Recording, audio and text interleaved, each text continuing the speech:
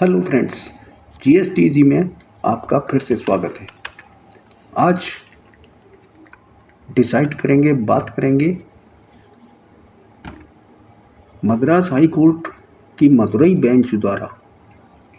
दिए हुए एक महत्वपूर्ण फैसले पर, जिसमें यदि टैक्स पेयर द्वारा कोई आईटीसी, कोई जीएसटी का input tax credit wrongly avail कर लिया जाता है परंतु यूटिलाइज नहीं किया जाता, जीएसटी के पेमेंट से एडजस्ट नहीं किया जाता है, तो क्या उस पर इंटरेस्ट और पेनल्टी चार्ज की जानी चाहिए। ऐसे ही एक फैसले में ग्रीन स्टार फर्टिलाइजर लिमिटेड के मामले में मद्रास हाई कोर्ट की मदुरई बेंच द्वारा ये जजमेंट दिया गया कि यदि आईटीसी रॉन्गली अवेल्ड कर लिया गया है, गलती से अवेल किया गया है और अभी यूटिलाइज नहीं किया गया है टैक्स पेयर के द्वारा अपनी किसी जीएसटी की लायबिलिटी को पे करने के लिए, तो उस पर इंटरेस्ट और पेनल्टी चार्जिंग नहीं की जानी चाहिए। सेक्शन 50 सब सेक्शन 3 जो कि इंटरेस्ट के लिए है, उसको सर्कुलर नंबर 192 डेटेड 17 जुलाई 2023 द्वारा रेट्रोस्पेक्टिवली सेक्शन 50 सब सेक्शन 3 को अमेंड किया गया 1 जुलाई 2017 से, और इसमें यही कहा गया है कि यदि आईटीसी रॉन्गली अवेल किया गया है परंतु यूटिलाइज नहीं किया गया है, तो उस पर करदाता पर कोई भी इंटरेस्ट नहीं लगेगा। रेवेन्यू का इस केस में कहना था कि पेनल्टी जो कि सेक्शन 73 नॉन फ्रॉड केस और सेक्शन 74 फ्रॉड केस, वो तो लगनी ही है। किसी भी दशा में इस बात से कोई सरोकार नहीं होगा कि यूटिलाइजेशन किया है कि नहीं किया है। यदि रॉन्गली अवेल कर लिया है आईटीसी, तो उस पर पेनल्टी तो लगाई जानी ही चाहिए। इस संबंध में पटना हाई कोर्ट की डिवीज़न बेंच ने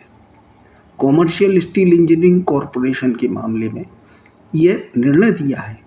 कि ई क्रेडिट लेजर में जो भी अमाउंट रिफ्लेक्टेड होता है उसे हम यूटिलाइजेशन नहीं मान सकते। वो अमाउंट करदाता के ट्रांजैक्शन के फलस्वरूप उसके सप्लायर द्वारा पोर्टल पर अपलोड किए गए बिलों के कारण आईटीसी रिफ्लेक्ट होता है। अब वो उसे यदि रॉन्गली अवेल कर लेता है और अभी यूटिलाइज नहीं किया है, तो उस पर कोई पेनल्टी नहीं लगानी चाहिए। लेकिन अवेलमेंट करने का मतलब यूटिलाइजेशन नहीं है, और